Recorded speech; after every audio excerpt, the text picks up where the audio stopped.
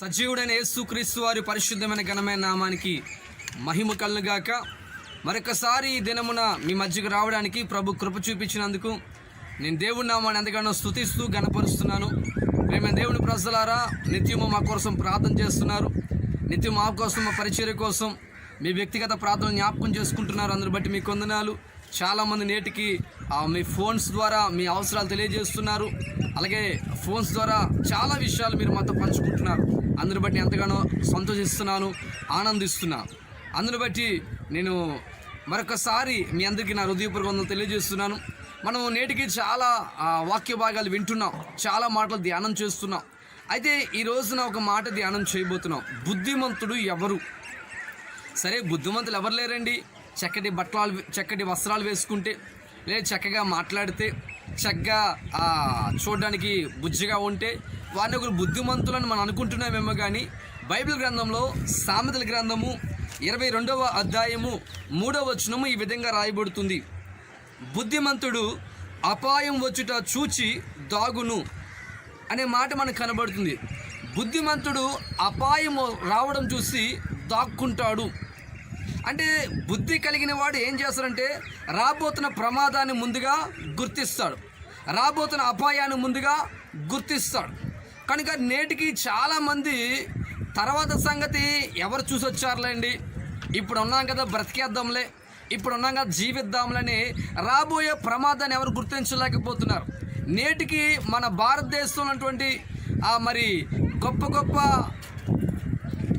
మాటలు మనం వింటున్నాం. ప్రపంచం యావత్తు మాట వింటున్నాం. ఇదే కరోనా అనేటువంటి వ్యాధి మనిషిని బంధిస్తుంది. ఈ కరోనా అనేటువంటి వ్యాధి మనిషిని మరణాన్ని తీసుకుని వస్తుంది. ఈ కరోనా నుంచి ప్రజలు తప్పించబడాలంటే లాక్డౌన్, ఎవరి ఇంటిలో వారే ఉండాలి, ఎవరు వాహనాల మీద వెళ్ళకూడదు, ఎవరు కారులో ఎక్కువ మంది తిరగకూడదు, ఎవరు గుంపులో కూర్చోకూడదు. ఎందుకు వారు సూచనలు తెలియజేస్తున్నారంటే ఇప్పటికే మనకు తెలుసు కదండి, చాలా దేశాల్లో మరణానికి గురైపోయారు. చాలామంది నేటికి మరణించారు. చాలా వేల మంది ప్రజలు కన్ను రెప్పపాట్లో మన కాలంలో చూసాం కదని ఎంతమంది చనిపోతున్నారు. దాన్ని గుర్తించినటువంటి కేంద్ర ప్రభుత్వం, రాష్ట్ర ప్రభుత్వాలు ఒక నిర్ణయానికి వచ్చి దయచేసి మీరు ఎవరు వెళ్ళకండి అనే జీవీఎంసీ వారు కష్టపడి వారు మనకు సేవ చేస్తున్నారు కదండి. డాక్టర్స్ రాత్రి పగలు నిద్ర లేకుండా వారు మనకు సేవ చేస్తున్నారు. పోలీస్ డిపార్ట్మెంట్ వారు ఎంతగానో మరి వారు కూడా ఇంట్లోకి వెళ్లకుండా కొన్ని రాత్రి పగలు ఓటీలు చేస్తూ కూడా వారు మనకు భద్రతను కలుగు చేస్తున్నారు. ఎందుకు? మీరు ప్రమాదాలు పడకూడదు, జాగ్రత్తగా ఉండండి అంటున్నారు. ఆయన బుద్ధి లేని వారు ఏం చేస్తున్నారండి, ఆ ప్రమాదం తర్వాత చూస్తామని అనుకొని మరలా వెనక్కి వెళ్ళిపోతున్నారు. ఈరోజు నమ్మండి ప్రేమైనటువంటి దేవుని ప్రజలారా, దేవుని జనంగా మనందరూ వినవలసిన మాట ఏంటి తెలుసండి.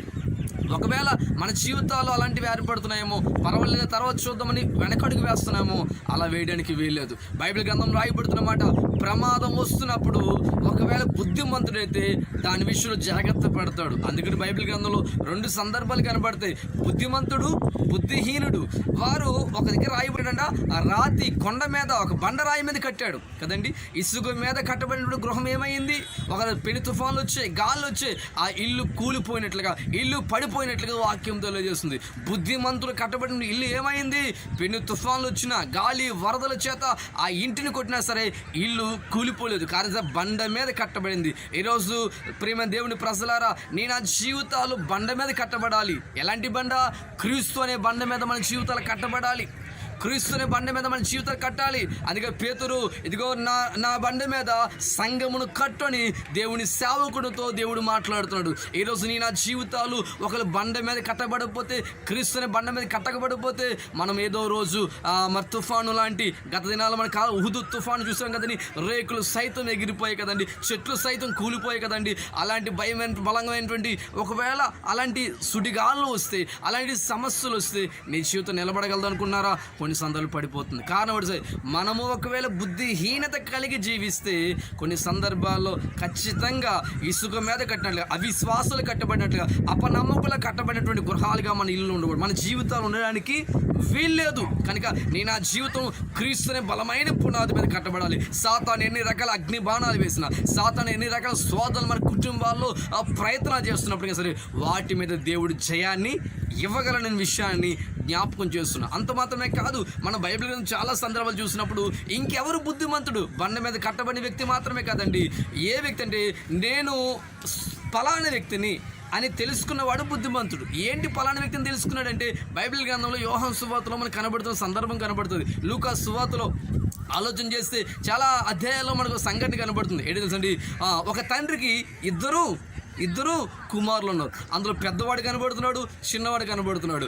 చిన్నవాడు తన చెడు స్నేహముతో, చెడు అలవాట్లతో, తన లోకము ప్రేమించి, లోక స్నేహాన్ని ప్రేమించి, లోకస్తులు ప్రేమించి జరిగిన సంఘటన ఒకటే. ఏం చేశాడండి, తన తండ్రితో పోట్లాడాడు. నాకు రావాల్సిన ధనం ఇచ్చే, నాకు రావాల్సిన డబ్బు ఇచ్చే అని పోట్లాడి బుద్ధిహీనత కలిగా పనిచేస్తున్నాడు. నిజంగా ఒకవేళ నువ్వు బుద్ధిమంతుడు అయితే నీ తండ్రితో వాదన దిగవు. నిజంగా బుద్ధిమంతుడు అయితే నీ తల్లితో వాదన దిగవు. నిజంగా బుద్ధిమంతుడు అయితే ఆస్తిని నచ్చినట్లుగా పంచమని అడగు. ఎందుకు కష్టపడి సంపాదించిన ఆస్తిని పంచమని నువ్వు అడిగే వ్యక్తివి కాదు. వాళ్ళు బుద్ధిహీనత కలిగా పనిచేస్తున్నాయి. ఆలోచించి ఈ బుద్ధిహీనత కలిగే చిన్నవాడు ఏం చేశాడు, ఆస్తిని ఇచ్చే అన్నాడు. తండ్రి తప్పని పరిస్థితుల్లో ఆస్తిని పంచిపెట్టేశాడు.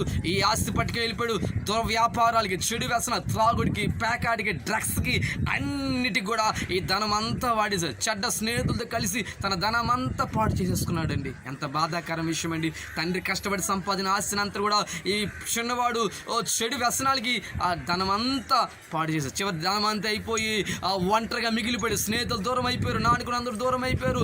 దూర దేశానికి వెళ్ళిపోయి ఒంటరిగా మిగిలిపోయాడు. అటు ఇటు చూశాడు, ఎక్కడ పని ఎవరు ఇవ్వట్లేదు. దగ్గరలో ఒక పందులు మేపుతున్నట్టు పందులు సాల కనిపించింది. అక్కడికి వెళ్ళాడు. ఆ పందులతో పాటు కూర్చొని తినేస్తున్నాడు. అప్పుడు తినేస్తాడు. ఎంత బాధాకర విషయం అండి. అసలు తన తినే ఆహారం ఏంటి, తన స్థితి ఏంటి, తన పరిస్థితి ఏంటి, ఎందుకు ఆ స్థితికి వెళ్ళిపోయాడు? ఒకే ఒక కారణము, బుద్ధిహీనత. బుద్ధిని పక్కన పెట్టేసాడు కనుకనే తను వెళ్ళిపోయి ఆ పందులు తినేటటువంటి ఆహారాన్ని తింటున్నాడు. ఆ తింటున్నప్పుడు ఏడుస్తున్నాడండి, బాధపడుతున్నాడండి. అయ్యో, ఎందుకు నా జీవితం ఎలా అయిపోయింది, ఎందుకు నా బ్రతుకు ఎలా అయిపోయింది, నా స్థితి ఏంటి? నేను నా తండ్రి దగ్గర ఉండేటప్పుడు ఎంత బాగుండేవాడిని. నా తండ్రి కష్టం లేకుండా పెంచాడు, నా తండ్రి బాధ లేకుండా పెంచాడు.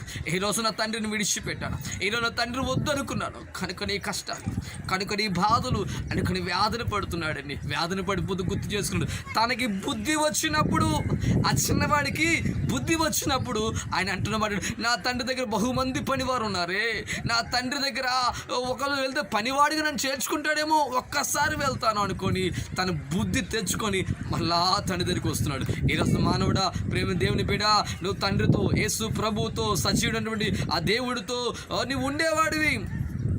జీవం కలిగినటువంటి దేవుడితో నీ సహవాసం ఉండేది.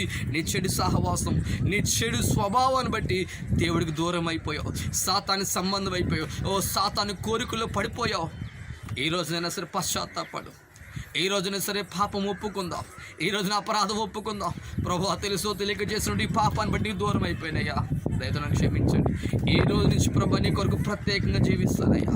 నిజంగా ఆ తప్పిపోయినటువంటి ఆ చిన్న కుమారుడు, ఆ బుద్ధి లేకుండా వెళ్ళిపోయిన కుమారుడు తన తండ్రి దగ్గరికి వచ్చాడు. తండ్రి చేరదీస్తాడా, చేరదీయడా అనుకొని ఏదో భయంగా వచ్చాడు. అంత ఉన్నత మేడ మీద తన తండ్రి చూస్తున్నాడు. ఎవరు నా కొడుకులాగా ఉన్నాడు అనుకో. ఆ తండ్రి ఆ పైనుంచి దిగి పరుగులు వచ్చి ఆ చిన్నవాడిని కౌగిలించుకొని చిన్నవాడి మెడ మీద ముద్దు పెట్టుకున్నాడండి. వాస్తవానికి ఆ మెడ అంటేనే భయంకరమైన మురికి ఉంటాడు అదండి.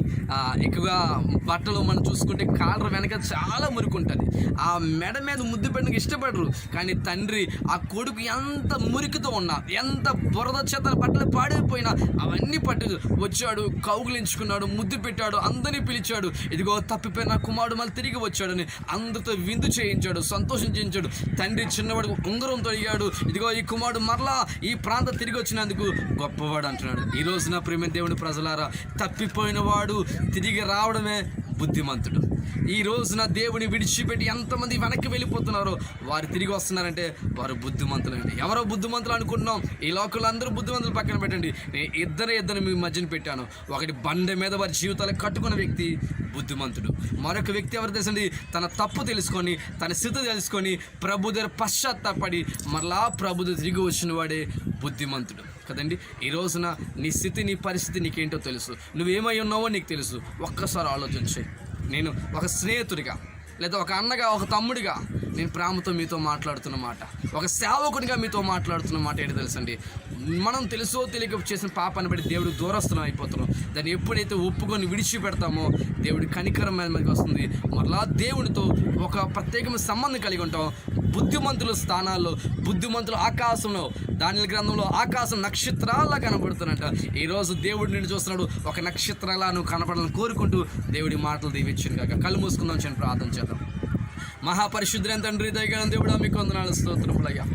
అయ్యా, ఈ లోకంలో ప్రభా తండ్రి అన్నీ కలిగి ఉంటే బుద్ధిమంతులం కాదు కానీ ప్రభా, అయ్యా నీ నామములో అయ్యా నీ ఎదుట క్రీస్తుని బండ మీద మా జీవితాలు కట్టబెడితేనే మేము బుద్ధిమంతులం ప్రభా.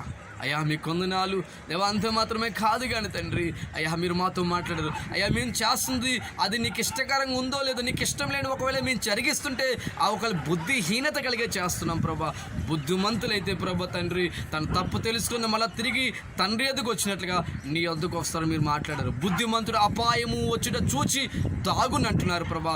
ఈ రోజున ప్రభా భయంకరమైన ప్రమాదం మనిషిని పొంచి ఉంటుంది, భయంకర నరకం మనిషిని పొంచి ఉంటుంది. ఆ నరకం నుంచి తప్పించబడాలని ప్రభా అపాయాన్ని గుర్తించి నీ యొద్దకి ప్రతి ఒక్కరు రావడానికి కృప చూపించమని మహిమ ఘనత ప్రభువులు మీకు చెల్లిస్తూ ఈ ప్రార్థన యేసు క్రీస్తు వారి పరిశుద్ధమైన ఘనమైన నామమున అడిగి వేడుకుంటున్నాము తండ్రి, ఆమేన్. మీకు మీ కుటుంబ సభ్యులకి యేసు క్రీస్తు వారి పరిశుద్ధమైన నామమున నా హృదయపూర్వక వందనాలు. దేవుడు మిమ్మల్ని దీవించి ఆశీర్వదించును గాక. మా కోసం, మా పరిచయం కోసం మీ అనుదిన ప్రార్థన జ్ఞాపకం చేసుకోండి. May God bless you. దేవుడు మిమ్మల్ని దీవించును గాక. Thank you.